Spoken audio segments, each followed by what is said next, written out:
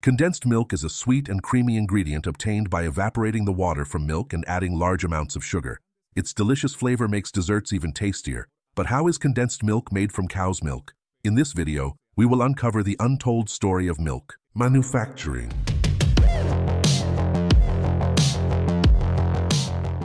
Condensed milk was originally developed by the American inventor Gale Borden in 1856. His invention solved the problem of milk preservation before the refrigeration era, allowing milk to be canned for at least a year. This product was especially valuable during the Civil War of the United States, providing soldiers with a source of milk on battlefields where there were no dairy cows.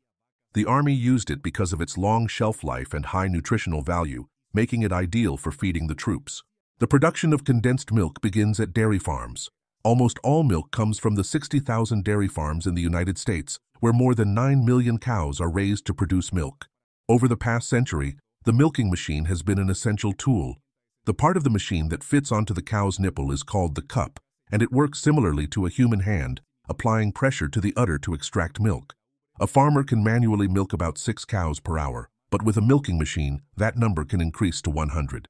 This ingenious device has improved the milk production process, but the way the farmer cares for the cows also affects the quality of the milk. The better the animals are treated, the longer they will live, and the more milk they will produce. This dairy farm has 7,500 cows. It is one of the many farms that use technology to improve the lives of the cows and increase production. Up to 80 cows can board at once on 2 bovine carousels, known as milking parlors, where milking is done twice a day. Dairy cows are creatures of habit and like to follow a daily routine, which makes the milking process easier. These milking parlors are much more efficient than standard machines, increasing the speed of milk flow by 30%. Workers prepare the cows by cleaning their teats with an iodine solution before placing the milking cups. This process mimics the suction movements of a calf, extracting the milk naturally. The entire process takes about 7 minutes, and when the cow has been milked, the cups detach automatically. This animal spends around 8 hours a day eating 45 kilograms of food and drinking 300 liters of water, allowing it to produce up to 38 liters of milk per day, 7 days a week. Nowadays, cows are 3 times more productive than 50 years ago, thanks in part to technology and in part to a more nutritious diet. A dairy cow begins to produce milk at the age of 2 after giving birth to its first calf. Generally, the calf is separated from its mother an hour after birth to prevent it from introducing harmful bacteria into the mother's udder. From that point on, the calf is fed with bottles filled with its mother's milk, while the cow begins its career as a milk producer. Cows are milked at least twice a day for 305 consecutive days before taking a 60-day break to give birth to their next calf. After giving birth, the milking cycle restarts. The milk they produce is a nutrient-rich liquid composed of 87% water. This process begins when the food they consume is digested in their stomachs and broken down into nutrients that enter their bloodstream. These nutrients are transported to the mammary glands, where they are converted into milk. Milk is extracted from the udder at a temperature of 32 degrees Celsius and pumped into refrigerated storage tanks. These tanks keep the milk at a safe temperature between 2 and 3 degrees Celsius. However, at this stage, the milk is raw and may contain harmful bacteria. Therefore, it is transferred to a 20,000-liter tanker truck and transported to the dairy plant. To meet the demand for this delicacy, processing plants like the Nestlé facility in California operate continuously, running 24 hours a day, 7 days a week. This factory can process more than 1.6 million liters of milk per day. But how is the milk produced by thousands of farms in the United States transformed into condensed milk? The tanker trucks arrive continuously, delivering 567,000 liters of milk daily from nearby farms. Much of the milk they receive has been freshly milked just 6 hours earlier, so it is very fresh. Despite this, all incoming milk is analyzed in the laboratory before being accepted.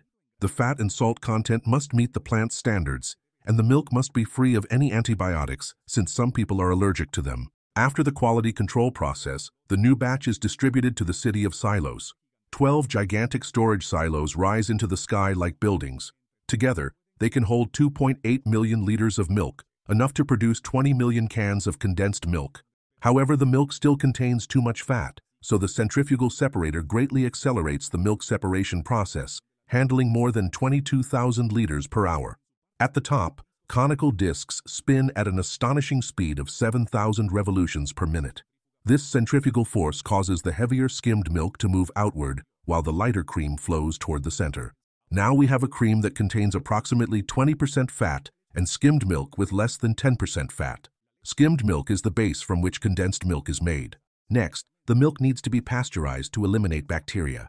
This process begins by cooling the milk to about 3 degrees Celsius, then sending it to a heat exchanger that raises the temperature to 72 degrees Celsius. Once heated, the milk moves to a retention tube where it is held for 15.5 seconds, reaching the standard pasteurization level. Afterward, the milk is cooled again to 3 degrees Celsius. The entire pasteurization process takes less than 40 seconds and eliminates 99% of present bacteria. Before the introduction of pasteurization, most milk consumed was raw, which caused it to spoil quickly and exposed people to potentially harmful microorganisms. It was in 1862 that the French scientist Louis Pasteur found a solution, initially to prevent wine deterioration, which was later applied to milk. Once the milk has been pasteurized, large amounts of sugar are added. Sugar not only provides sweetness, but also acts as a preservative, helping to extend the product's shelf life. The mixture of milk and sugar is heated again to fully dissolve the sugar and ensure even distribution. Heat not only helps dissolve the sugar, but also prevents crystallization, which could affect the smooth texture of condensed milk. Next, the milk is sent to an evaporator, a large machine designed to remove the water from the milk. During this process, the milk is concentrated by reducing its water content by approximately 60%. The evaporator uses heat and pressure to make the water evaporate without damaging the milk's properties, thereby concentrating solids such as proteins, sugars, and fats. This is what gives condensed milk its thick consistency and sweet flavor. The evaporator consists of a series of towers called calandrias. Each calandria contains a set of stainless steel tubes through which the milk flows. These tubes are surrounded by a steam chamber. The milk enters at the top of each calandria and flows downward through the small tubes. As it descends, the milk is heated by the steam surrounding the tubes, causing the water in the milk to evaporate. Once the milk has reached the proper concentration, it is extracted from the evaporator.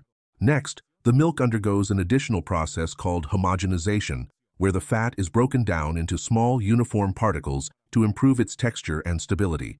Before the condensed milk is poured into containers, it is essential that they be sterilized to eliminate any microorganisms that could contaminate the product. The condensed milk, which has already been processed and has reached the proper consistency, is transferred to the filling machine. These machines dispense the exact amount of product into each container, ensuring uniformity and preventing waste. Once the containers are filled, they are hermetically sealed to prevent the entry of potential contaminants. To ensure product safety, the filled and sealed containers undergo an additional sterilization process. The cans are placed in autoclaves, where they are exposed to high-pressure steam to destroy any microorganisms. This treatment ensures that the condensed milk inside the container is completely safe for consumption and has a long shelf life. If you enjoyed the video, don't forget to like it and share it with your friends. Subscribe so you don't miss more interesting content. Leave your comments and click on any of these videos. See you next time.